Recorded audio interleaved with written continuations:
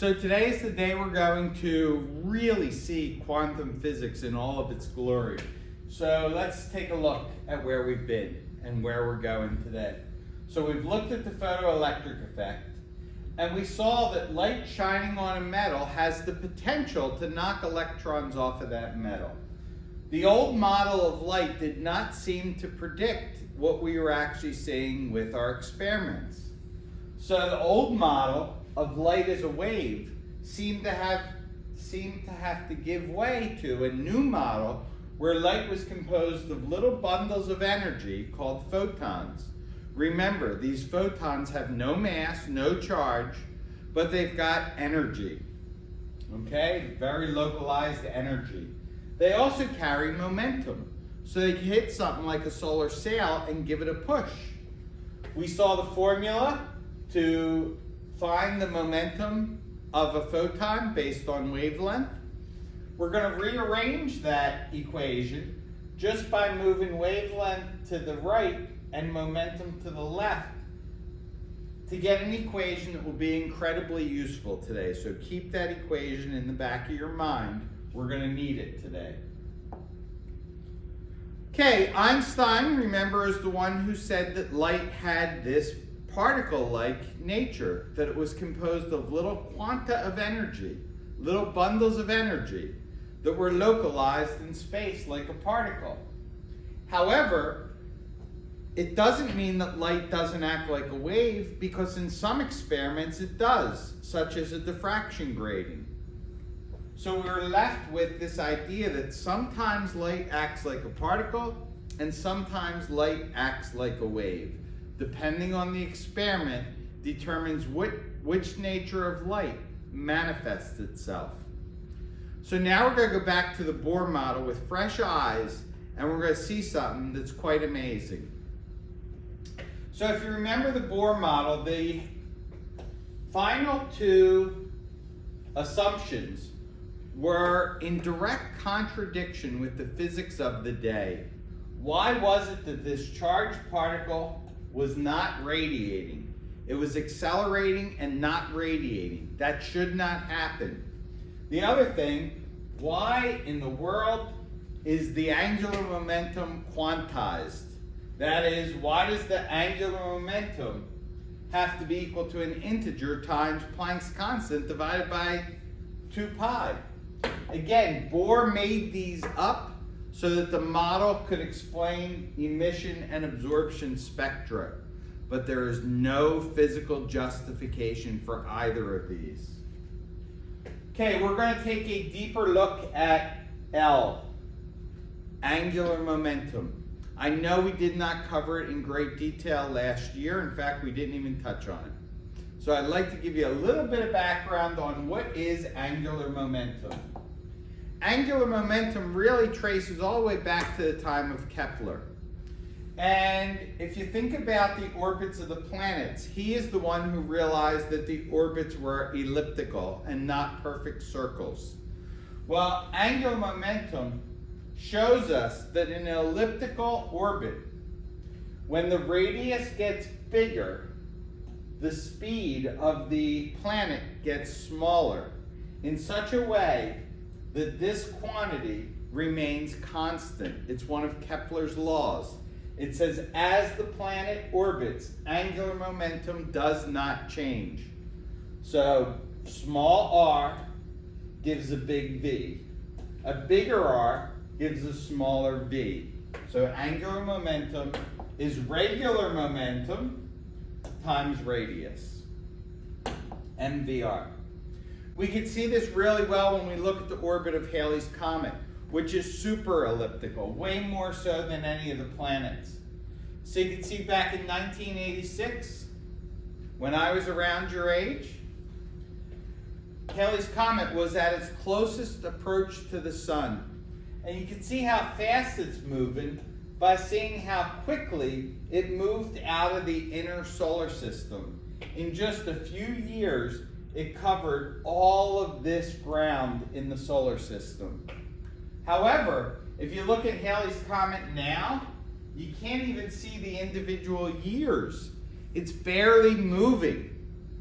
Okay, it seems a lot like all of our lifestyle since last March. It's barely progressing. Okay, the comet is covering very small amounts of territory, and that is because when the radius was small, the velocity was large. When the radius is big, the velocity is small. It's conservation of angular momentum, and angular momentum is MVR, regular momentum times radius. Okay, so I just wanted to bring that up just to give you a better flavor for angular momentum.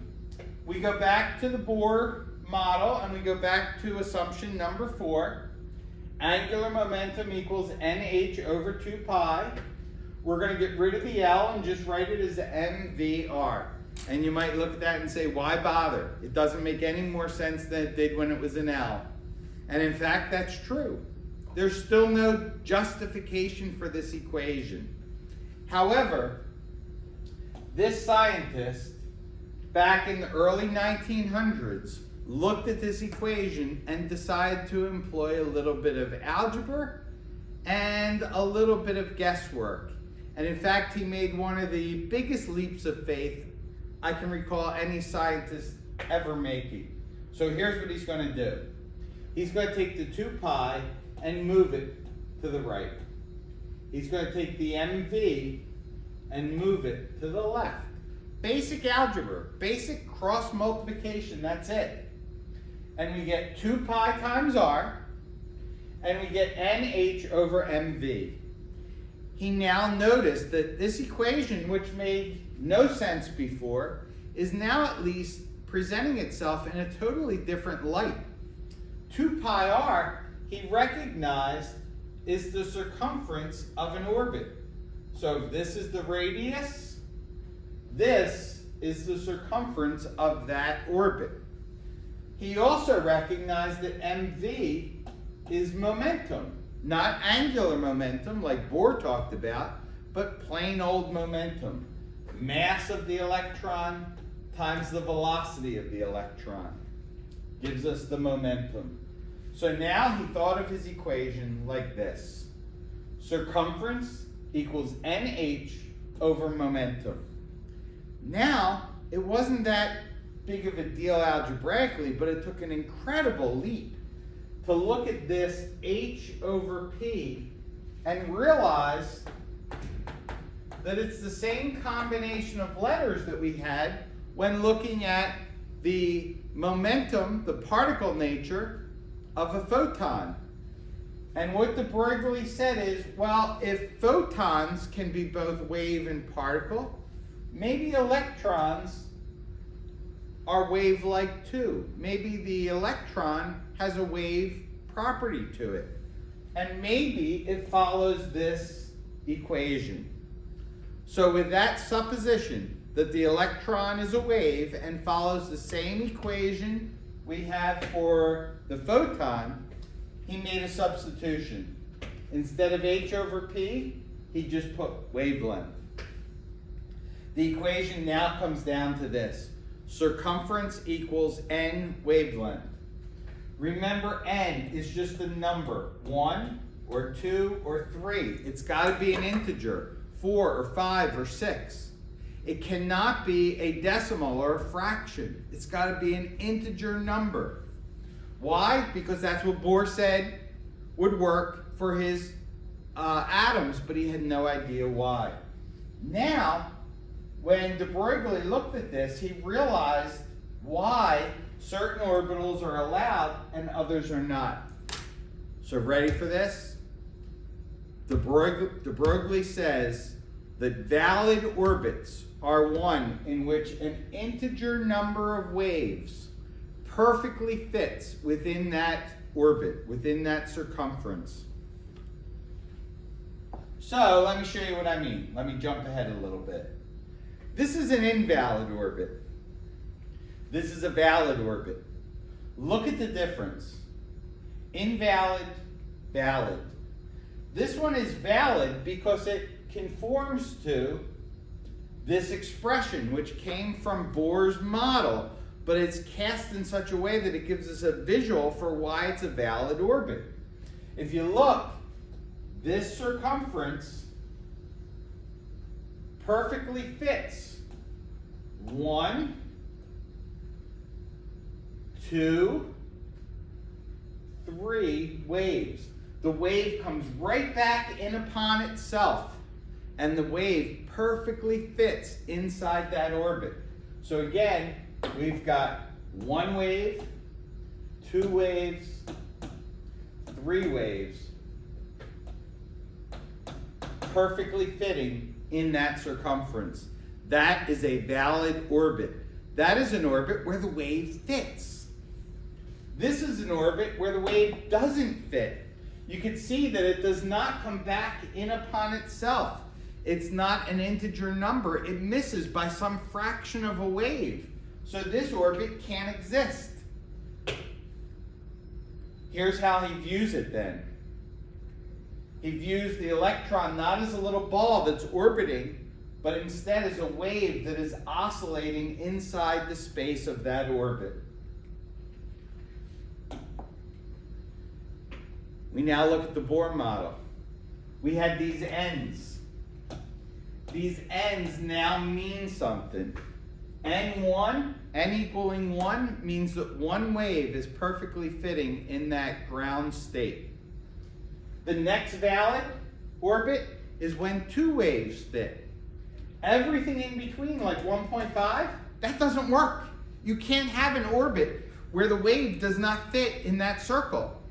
So the only valid orbits are ones where an integer number of waves perfectly fits in the space allotted to the orbital. It is a beautiful description of why some orbits work and others do not. So in the old model, we had a charged particle, the electron, orbiting around the positively charged nucleus in certain orbits that were allowed, but we had no justification for why. Why those orbits? Why couldn't it be oscillating? Why couldn't it be going around here or here? What was wrong with those places? The other problem is it should have been giving off light because it was a charged particle that was accelerating. It should have been losing energy. It should have been colliding in with the nucleus. That's not happening. However, with de Broglie's model, we now know why some orbits are valid and some are not. Also, we no longer have a charged particle that is orbiting. We have a wave that is just oscillating in place. There's no leap that we have to make in terms of why it's not giving off light all the time. It's in a stable, standing wave pattern. It's not in an orbit. It's not looking like a planet going around the sun. Okay, so de Broglie's model answers those 2 questions. And those 2 questions, again, are why are some orbits valid and others are not? And why is it that it's not continually giving off light? Okay, so then we have this other question. Well, what is an electron? Is an electron a wave or a particle? So scientists decided to try and shoot electrons through diffraction grating. We know that if they're particles, we would get electrons hitting right across from the openings. We know if it's a wave, it'll form an interference pattern.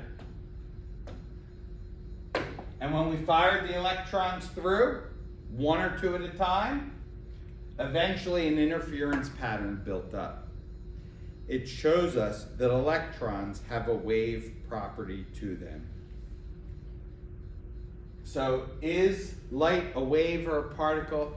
It's both. Depending on the experiment, it can act like a wave or a particle. We now know electrons. What are the electrons? Are they waves or are they particles? Well, it turns out that they also are both. There are some experiments where electrons act like a wave, and there are others where it acts like a particle. When electrons collide with things, it can act like a particle. When it is inside the atom or shot through a diffraction grating, it acts like a wave. So we are left in this position.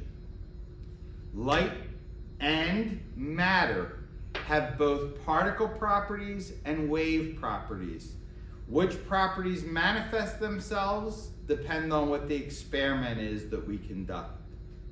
So they have this dual nature, wave and particle.